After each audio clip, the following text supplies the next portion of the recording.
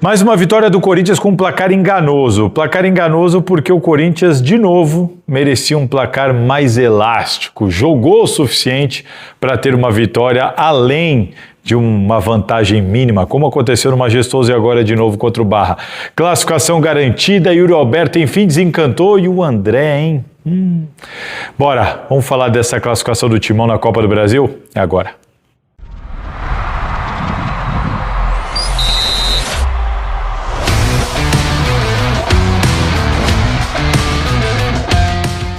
Fala pessoal, todo mundo vivão por aí? Bom, como eu disse, estou de volta, estou recuperado de uma virose, por isso que não teve pós-jogo do Salazar depois do Majestoso e também não pude repercutir as notícias dos últimos dias, mas agora quase 100%, ainda não estou 100%, mas estou me recuperando.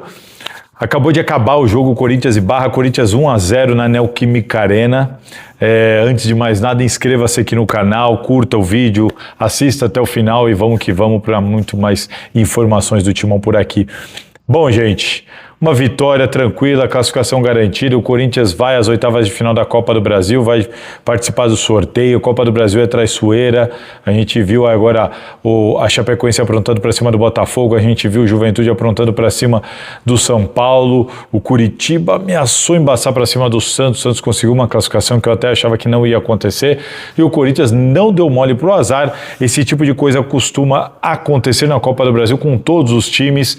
O time vai lá, pequeno, menor, menos tradição, enfrenta um grande, consegue uma vitória, consegue uma classificação heróica e o Corinthians não deu mole para esse azar, segue vivo numa competição em que o Corinthians é um dos favoritos ao título. O Corinthians briga pelo título na Copa do Brasil, é o atual campeão e briga pelo título sem nenhuma dúvida. Como eu sempre falo, este elenco briga sempre por título quando a gente está falando de mata-mata. O Corinthians tem um elenco forte e com essa característica e chegou a mais uma oitava de final dessa Copa do Brasil. Gente, o Corinthians teve 70% de posse de bola, foram 27 chutes a 5 do Barra. Foram 10 chutes no gol contra 1 do Barra. 8 escanteios a favor contra nenhum do Barra. Enfim, não foi uma vitória por 1-0 sofrida, não houve risco, apesar de uma certa apreensão pelo placar em si, somente pelo placar, 0-0, ganha de 1-0 lá, vai que dá uma zebra, né? Vai que sobra uma bola, vai que, né? Mas esse vai que, não aconteceu, simplesmente não teve. O Corinthians não deu absolutamente nenhuma chance para o Barra, nenhuma, zero, nenhuma chance, um único chute no gol sem nenhum perigo, 0 escanteio. Então foi de fato um placar que deixa o jogo, na verdade, morno, chato, né? Baita de um frio, né? O Química Arena não estava lotada, você sabe que você é muito melhor que o adversário, parece que o gol vai sair a qualquer momento, mas ele não sai. Então, para quem está assistindo, acaba ficando irritante, acaba ficando um pouco chato, moroso, até preguiçoso o jogo, de certa maneira. Até que eu acho que o jogo não ficou preguiçoso em momento nenhum, mas aquela impressão que dava, é um jogo para golear, é um jogo para ganhar bem, para fazer um placar elástico. De fato era um jogo para isso. Mas uma coisa é fato, o Corinthians não sofreu, o placar engana, porque é 1-0, você falou, 1-0 só contra o Barra, um gol lá no final do segundo tempo, sim, mas foi um jogo que o Corinthians jogou o suficiente para ter goleado, mas goleado por muito. O Corinthians mandou 2 na trave, uma com o Garro, outra com o Gabriel Paulista. Do Gabriel Paulista seria um golaço. O goleiro Everton pegou muito, fez muita defesa importante, difícil. No primeiro tempo fez 2 defesaças. No segundo tempo fez mais 2 defesaças. Eu estou falando das grandes defesas, além das boas defesas que ele fez no jogo. Um cara muito seguro, muito firme, inclusive na saída de bola. O Garro testou demais ele. Bola quicando, bola no chão, bola no alto, bola cara a cara. Muito bom goleiro o Everton, mas é isso. O Corinthians jogou tranquilo, foi soberano o tempo inteiro, ditou o ritmo, não deu nenhum espaço atrás, sofreu um pouquinho com a organização, o Barra muito bem organizado, mas criou. O Corinthians não teve problema de criação, o Corinthians não ficou parado na marcação do Barra. O Corinthians criou o suficiente, mas apareceu aquele velho problema, né? Não é de hoje, já faz tempo que o Corinthians tem esse problema, a gente tem falado aqui, o Dorival Júnior cansou de dar entrevista coletiva sobre isso, a gente cansou de falar aqui a dificuldade do Corinthians em marcar gols. A dificuldade do Corinthians em marcar gols. Que dificuldade. Tudo bem, contra o São Paulo marcou 3 gols, sim, Mas o Corinthians tem, olha, não é de hoje, e isso ficou evidente nesse jogo contra o Barra. Hoje não fez falta, classificou, ganhou de 1-0, mas tem hora que faz falta, tem jogo que faz falta, né? Vou dar um exemplo, Corinthians e Palmeiras, aquele 0-0, fez muita falta. Por exemplo, o gol que o Yuri perdeu quando o Corinthians estava com um jogador a menos, depois 2 a menos. Quando o Corinthians perdeu para o Palmeiras na Neoquímica Arena, o Memphis perdeu o pênalti, o Corinthians aquele jogo amassou, não matou o jogo, não fez gol, foi lá, tomou o gol e perdeu por 1-0. Então, em muitos momentos faz falta. Em muitos momentos isso determina um resultado, uma classificação. Então hoje não fez falta, mas tem que chamar atenção para isso. Como esse time não é de hoje, não é culpa do Diniz, não é culpa do Dorival, é culpa dos caras mesmo, como esse time tem dificuldade em fazer gol. E isso é preocupante, sim, porque vai fazer falta na hora H. Então isso é algo que eu já nem sei como assim o Fernando Diniz vai tentar resolver isso. É treino, mas não duvido que os caras não treinem. Como que resolve isso? Mas de fato é um problemaço desse time do Corinthians, a dificuldade em marcar gol. Isso ficou evidente nesse jogo contra o Barra de hoje, porque foi um jogo que o Corinthians não parou na marcação do adversário, não deu chance ao adversário, não parou na marcação do adversário, criou o suficiente para ter goleado. Yuri Alberto de novo perdeu uma cara a cara, mas enfim, com classe, tocou por cima do goleiro depois do passe do Garro e marcou gol. Muito mérito do Alan, que toma a bola no campo de ataque, dá um bote no campo de ataque, estamos falando já de 38 do segundo tempo, o Garro dá o passe e o Yuri Alberto teve a calma e a tranquilidade para dar uma cavada. Ele é esse jogador, né? Recebeu, marcou o gol. Quando ele tem muito tempo para pensar, para fazer alguma coisa, ele tem dificuldade. Quando ele tem que dominar, virar batendo, ou chegar de primeiro ou escorando, o Yuri Alberto funciona, é a característica dele. Marcou o gol, ele estava 9 partidas seguidas sem marcar um gol, mais de um mês. Precisava desse gol, já tinha perdido um cara a cara nesse jogo contra o Barra. O jogador vai perdendo confiança num momento como esse. Yuri Alberto, enfim, marcou um gol, vai ser importante para ele. Fernando Diniz, contra todas as retóricas por aí, mais uma vez time titular. Deixou o Ranieri no banco, deixou o Bidu no banco, mas assim colocou o Bidu no segundo tempo.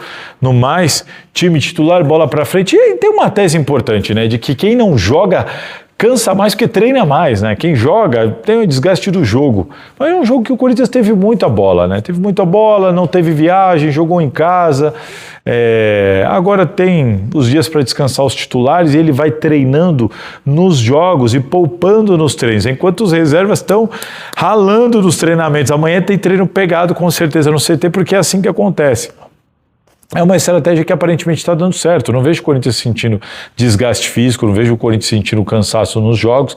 Vai poupar nos treinamentos, vai dar o descanso e vai treinar jogando para dar entrosamento e pegar o time. Eu acho interessante essa estratégia e isso entra na mente do jogador, assim como se você ficar falando, Oswaldo de Oliveira uma vez falou isso para mim, se você ficar falando o tempo inteiro que o cara não tem condição de jogar 2 jogos seguidos, que o cara não consegue, ele não vai conseguir, isso entra na cabeça do cara. E o Fernando Diniz está entrando na mente dos jogadores do Corinthians, só que ao contrário, mostrando que eles podem sim, que eles têm condição de jogar. E até quando teve a derrota para o Mirassol, eu achei interessante a resposta que ele deu.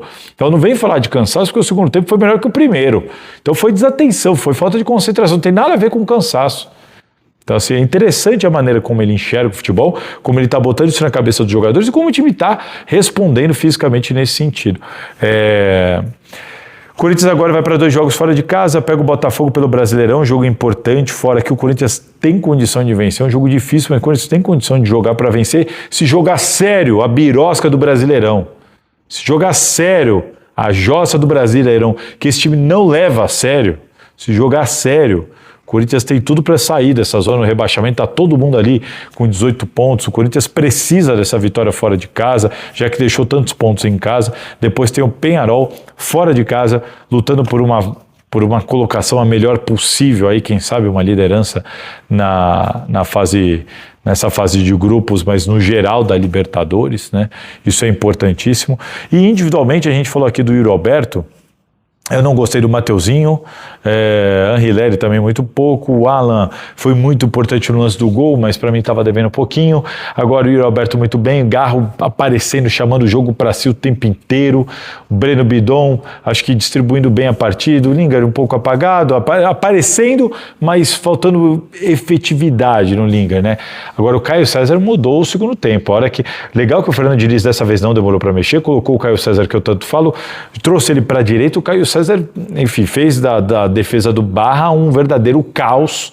Eu falo que ele tem potencial para ser titular desse time, ele é muito bom jogador, é rápido, é veloz, tem profundidade, tem habilidade, abre espaço com defesa fechada.